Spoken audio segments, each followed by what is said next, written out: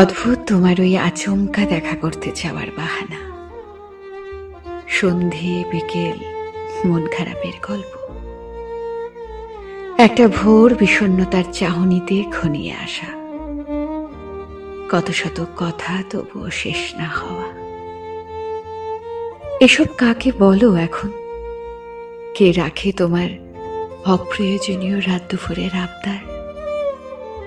তুমি ঠিক কতটা সুখী হলে আমাকে ভুলতে পারবে? আদৌ পারবে তো? যেদিন তুমি বলবে আমাকে ভুলে গেছো, সেদিন জেনে নিও ততটুকুই ছিল ভালোবাসা, ততটুকুই ছিল ভালোবাসা।